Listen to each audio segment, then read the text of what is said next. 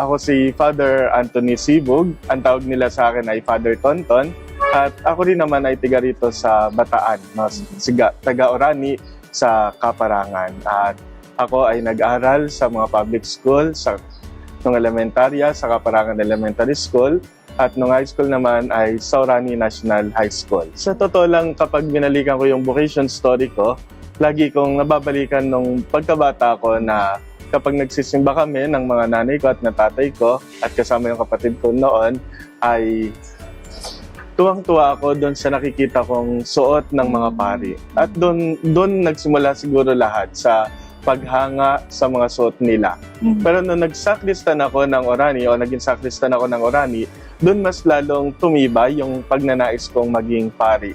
Pero sa totoo lang, ang gusto ko talaga noon ay hindi naman talaga isang diocesan priest, kung hindi maging missionary priest. Ah, missionary. O religious, no? Dahil nung mga panahon na yon, nung sakristan ako ng Orani, meron kaming isang kababayan na pari din ng SBD, si Father Charlie. Meron na siyang sakit noon, kaya umuwi siya ng Orani.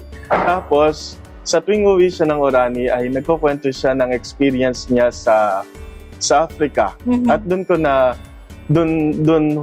ako humanga sa kanya, no? Sabi ko, gusto kong maging pari, pero gusto kong maging pari na katulad ni Father Charlie. Maranasan na mga paglingkod sa Africa, sa mga tao sa Africa, at higit sa lahat ay magkaroon ng malaria. No? So, dahil sabi ni Father Charlie, hanggat hindi ka nagkakamalaria, hindi mo masasabi yung sarili mo bilang isang missionary. No? Kaya ayun yung tumatak sa isip ko. Pero dumating yung puntos na si Bishop Sok magbibigay na ng exam sa Bataan mula sa San Carlos.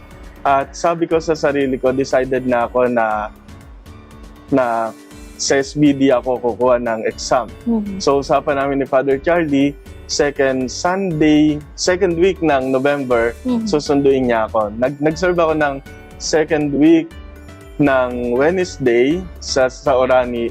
At sabi ni Monsignor Vic sa akin noon, ay after ng misa, kakausapin niya ako. The late Monsignor Vic. Yes, ni Bishop Vic. Nung nag-usap kami ni Bishop Vic, pagkatapos ng misa, sabi niya sa akin, patay na si Father Charlie kaninang tanghali. No, kaya magbibigay na nun ng exam sa San Carlos, dito sa Bataan. Sabi ko kay Bishop, nung sabi sa akin ni Bishop Vic o ni Monsignor Vic na sa San Carlos ka na lang kumuha ng exam. Sabi ko, wala po akong mga requirements. Sabi niya sa akin, nakausap ko na si Bishop Sok, at sabi niya, saka na lang yung mga requirements mo. At binigyan niya ako noon ng 120. Sabi niya, magpa-picture ka, kailangan ng 2x2 picture. Kaya nung magpa-picture ako, pagbalik ko, inabot niya na sa akin kagad yung recommendation letter na nakahanda na pala. I mean, nagawa niya na pala. Parang nakatadhana po talaga na diocesan. Kaya sa San Carlos ako pumasok. And then, nung ako ay graduate na ng 4th year philosophy, matatapos na philosophy, muli kong bumalik kay Monsignor Vic. Pero hindi na siya yung kura namin noon. Siya ay kura na ng Orion. No? Nung pumunta ako sa kanya, sabi ko nga sa kanya na nais ko po na maging missionary talaga.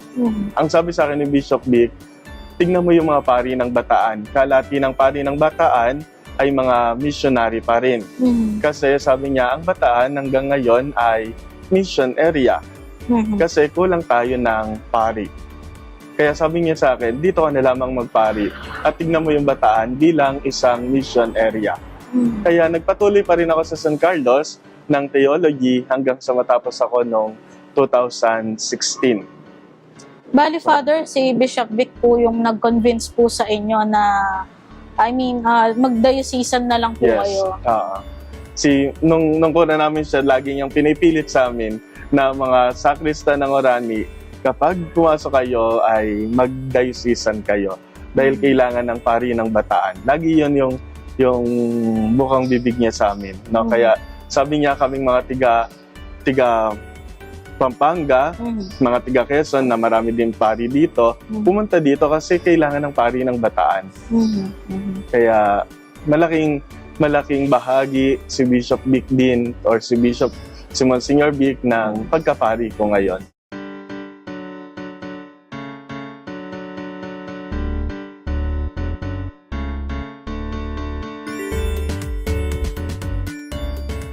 Hey guys!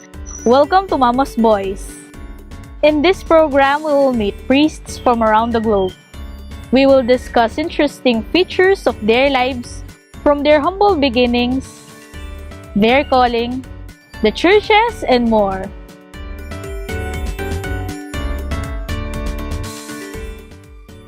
Tayo pa rin ay nandito sa National Shrine and Parish of St. John Paul II sa Kulis, Hermosa, Diocese of Bataan, kasama si Father Ton Sibug. Samahan nyo kami sa pagpapatuloy ng ating kwentuhan. Dito lang yan sa Mama's Boys, Mama Mary's Boys. Pero as a priest po, Father, ano po yung mga challenges na po na naranasan niyo? Siguro yung isa sa mga challenge na naranasan ko bilang isang pari ay yung paano ba sabihin yun? Yung meron kang mga gustong gawin na hindi mo kagad magagawa, no? Siguro nandun yung challenge na hindi naman talaga lahat ng naisin mo at gusto mo bilang pari ay magagawa mo. No, siguro naroon yung pagtanggap na kailangan laging konsultahin ang Diyos, ganon. Na itanong, ito ba talaga ay kalooban mo o kalooban ko lang? Pero di ba minsan, bilang tao lamang, no, meron tayong gusto at hindi nagagawa, parang nakakaramdam tayo ng frustration, no, ng pagkalungkot. Pero pagdating naman ng ilang mga panahon, kapag binalikan mo yung mga bagay na yon, marirealize mo, kaya hindi pala nangyari, meron palang mas magandang plano yung Diyos. No? Ayun lamang siguro yung bilang batang pari na napaka-idealistic, napakaraming plano, napakaraming gustong gawin sa buhay. Pero naroon yung pagtanggap siguro, ano ba yung kalooban ng Diyos? Ayun ang pinakamahalaga sa lahat. Marami po munang isinaalang-alang bago po mag-step doon po sa plano talaga. Magbabalik kami after a few reminders, kaya stay tuned guys!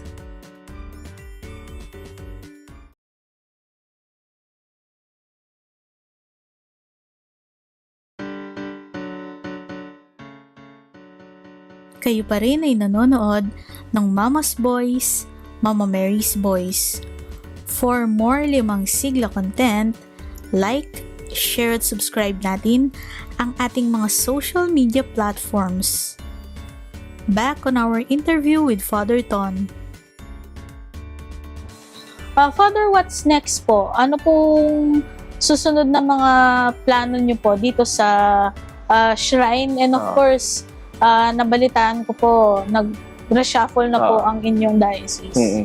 Actually, ang pangarap ng bishop dito ngayon, pagkatapos na mai-declare ang simbahan na ito bilang national shrine, ang hamon niya talaga ay ipalaganap at dalin, ibisita sa iba't ibang mga dioceses ang relic at yung imahen ni Pope John Paul II na naririto sa shrine. No? Ayun nga lamang, yun nasa likod natin. Ayun nga lamang ay nagkaroon din ng reshuffle dito sa diocese at ako bilang rector at parish priest ng simbahan na ito ay malilipat na doon sa parokya ng Santa Gemma. Kaya hindi ko alam kung ano pa naghihintay sa akin sa Santa Gemma, na wala pa naman akong plano. Siguro nando pa lang ng paglipat, pagkilala sa mga tao ng ilang buwan, at pagtingin ano ba yung pangangailangan ng simbahan, at ayun yung tutugunan. No? At dito ay mananatili yung pangarap ng bishop na idalaw yung imahen at yung relic ni Pope John Paul II sa maraming dioceses sa buong Pilipinas. Father, ano pong parte ng relic po or ng katawan po ni St. John Paul ang nandito po sa shrine, and paano po siya napunta po dito? Etong relic na to ay blood relic ni Pope John Paul II. Ito Kamukha ay po nung sa, Manila Cathedral. No, mula doon sa kinuhang mga blood sample, nung siya ay mayroong sakit, doon din hango yan. At binigay yan ng dating sekretary ni Pope John Paul II, si Cardinal Stanislao ng Krakow, kahit sa aming obispo, si Bishop Ruperto, para ilagay at itanghal dito sa shrine na ito. At naibigay yan bago pa naman, nung ginagawa pa lamang yung simbahan na ito. Kaya nung nagkaroon ng national, ano ba yun, Youth Year, World Youth Day po. and then yung programa ng CBCP ng Taon ng Mga Kabataan, ang relic na ito ay isa sa mga relic na inilibot na sa mga dioceses noon. Kung matatandaan mo yung...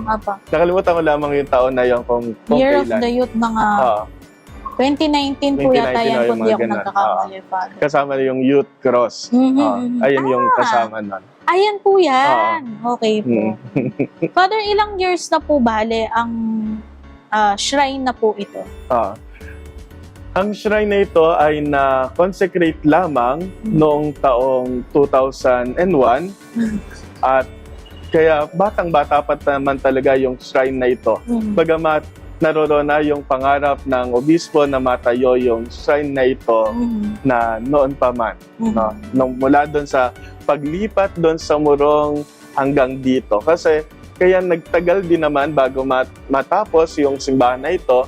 Paglipat namin ng 2017 ni Father Tony, ang una naming hinanap ay mas malaking space, mas malaking lupa na kung saan itatayo yung pangarap na maging yung pangarap na simbahan as diocesan shrine. Di ba kapag shrine, alam natin kailangan malaking lupa, mas malaking space para sa mga pilgrims. Pero sa dami-dami namin nakausap, dito pa rin kami dinadala ni Pope John Paul II sa lugar na to. Father, ano po niyan yung mga ongoing plans niyo po dito sa shrine? Lalong-lalo na po sa mga pilgrims, sa mga nagpupunta po dito sa shrine. Ngayon, nitong mga nakakaraan, lalo na nitong nagluwag yung mga protocols ng pandemya natin, makikita natin na marami na talagang pumupunta at nagpipilgrims dito. Plus, yung mga taong lumuluwas ng Manila at pumapasok ng Bataan, marami sa kanila ang humihinto sa simbahan na ito para dumalaw at para magdasal. No? Yung sa shrine ministry ng simbahan na ito, nung nag-uusap kami at nagmi-meeting, ang isa sa mga pangarap namin ay patatagin at pagtibayin yung mga gawain ng shrine ministry. Sapagkat tayo naman talaga yung kailangan ng simbahan na ito. Yung welcome committee na magwe-welcome sa mga pilgrims sa kanilang pagpunta dito, na anytime dapat merong welcome committee o mga magwe-welcome sa mga pilgrimage at magpapaliwanag ano ba yung simbahan na ito. Yes. Sapagkat lagi naman nilang tanong kapag pumunta dito, yung kasaysayan ng simbahan na ito. At natutuwa nga kami sapagkat yung mga dumadalaw dito ay maganda yung mga comments nila sa simbahan, ng simbahan ay maganda. No? At saka po accessible dahil along the way napakadaling puntahan. Father, kumusta po kayo dito noong Holy Week? Yung celebration nyo po? Nung Holy Week ay marami naman yung mga taong pumunta, no? At napakaganda naman ng mga, siguro sa tagal na din naman na nagdiriwang ng Holy Week simula nung nasa Kwasay Parish kami. I mean, yung sa pansamantalang parokya na ginagamit namin, yung chapel ng Kulis, ay naroon na naman yung pagdiriwang namin ng Holy Week. Kaya naging maganda naman at naging meaningful naman yung pagdiriwang namin ng Holy Week nitong nakaraan. Father, ano po yung mga ginagawa pa dito or ongoing po? Or tapos na po bale? Or may mga future plans pa po kayo dito? Actually, almost tapos na naman yung simbahan na ito, ilang minor na kailangan na lamang gawin. Ang isa na lamang siguro sa mga malalaking paggawain ng simbahan na ito ay yung museum para kay Pope John Paul II. Na yung isang wing dito ay nakatalaga para maging museo niya. Na kung saan nilalagay doon yung ilan sa mga gamit na makokolekta namin na ginamit niya dito sa Pilipinas. Yung sabi nga ni Bishop Stud, nung kino-conceptualize yung museum, ay gawin ito na Pope John Paul II in the Philippines. Na i-highlights na yung pagdalaw niya dito at yung pagkilala ng mga tao sa kanya, ng mga Pilipino sa kanya dito sa ating bansa. Lahat po bali ng memorabilia na ginamit po ni Pope John Paul dito ay bali makikita po sa museum po. Ang ngayon wala pa, yun yung balak namin. No? Kung hindi man kami makakakuha at hindi naman namin makukuha yung mga nagamit na yon, ay balak na i-replica, no? Para sa gayon ay makita ng mga tao ano yung mga nagamit ni Pope John Paul dito. Wow! Pinagpipray po natin yan, Father, na matuloy po sana matapos yes, at magawa. yung mga future plans niyo po dito. Magbabalik ang Mama's Boys, Mama Mary's Boys, kaya huwag kayong aalis.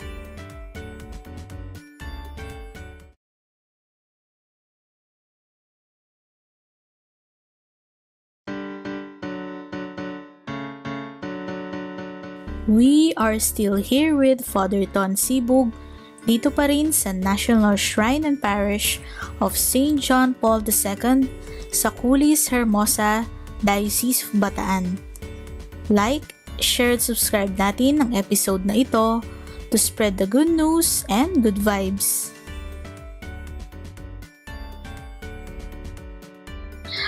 Father, ano po yung, matanong ko lang po, sa dami po ng inyong mga activities dito, tsaka mga ginagawa niyo po dito, may me time pa po ba kayo, Father? Tsaka ano po yung mga hobbies and interest po ninyo? Actually, konti na lang ang...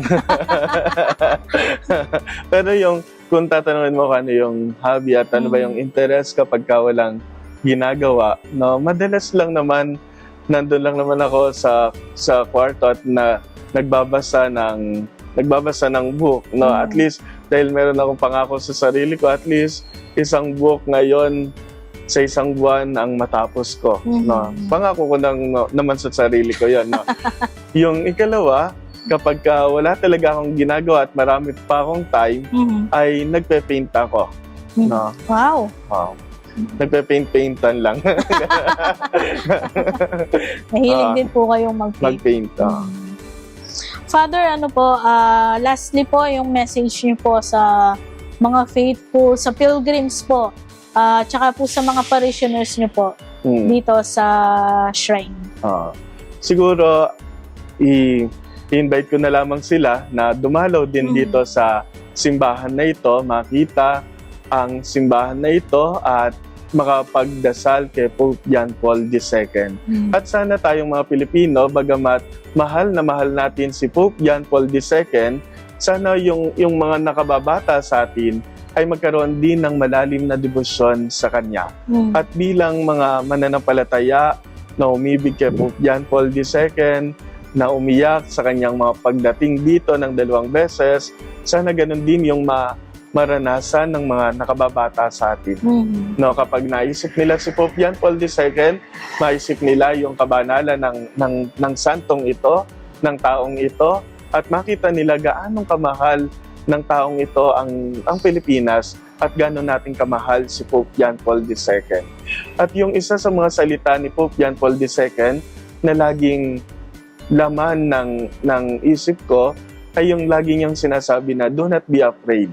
Na diba sa pasimula ng kanyang pagiging Santo Papa at sa marami niyang mga speeches, laging ayon yung hamon niya, do not be afraid. Na sa anuman yung harapin natin, anuman yung pagdaanan natin, siguro do not be afraid. Na lagi naman sigurong nandyan yung Diyos at hindi naman tayo pababayaan ng Diyos sa lahat ng pinagdaraanan natin. No, katulad ni Pope John Paul II, hanggang sa pagtanda niya, naroon pa rin siya, di ba, yung siguro bilang nakababata din naman, yung isa sa mga memorable na idea natin kay Pope John Paul II ay yung matanda na siyang nagmimisa na hindi na maiangat yung ulo, tumutulo na yung laway, pero naroon pa rin siya para magdiwang at pamunuan yung simbahan. No? Father, anong oras po ang inyong operation hours po dito at anong mga days po kayo bukas? Actually, yung simbahan lagi nakabukas, araw-araw alas 6 ng umaga hanggang alas 6 ng gabi kapag walang misa ng gabi ng 6. Pero kapag merong misa ng gabi, hanggang 7:30 nakabukas yung simbahan. Na araw-araw kaya lagi na yung binubuksan dahil yung mga tao na gustong dumalaw ay anytime pwede silang dumalaw dito sa simbahan. Maraming salamat po, Father. Lastly po, yung message niyo po kay Bishop Stud. Ngayon pong siya na po ay declared na pupunta na po sa Diocese ng Antipolo. Kailangan bang umiyak? Pwede naman po, may tissue po tayo. Pero ayun, siguro kami mga pari ng Bataan nagpapasalamat sa kanya sapagkat ipinakita sa amin ni Bishop sa loob ng 13 years na pagiging bishop namin dito, ang pagiging simple niya, na simple sa pamumuhay, simple sa mga bagay na mayroon siya, at yun sa pagiging simple niya, ipinakita niya sa amin yung pagiging masaya niya, na yung pagiging kontento sa kasimplihan. No, nakalulungkot man, sa loob ng 13 years ay lilipat na siya, pero naroon pa naman yung pagtingin na mayroong mas magandang plano yung Diyos para sa kanya. Kung marami siyang nagawa dito sa Bataan, marami siyang naiambag dito sa Bataan, tiyak mas marami din siyang maiambag sa bagong diocese niya. Ganun. Once again po, maraming salamat po sa inyo, Father, sa pagpapaunlak niyo po sa aming invitation. And of course, good luck po sa inyo pong future parish at dito po sa shrine. Maraming salamat po sa inyo. I would like to thank Simpao Macapagal Vision Center for my eyewear. We would like to thank the following. There you have it, guys. Thank you for joining us in this episode of Mama's Boys. Hope to see you in our future episode. This has been your host, Karen Dane. Jama Taraishine!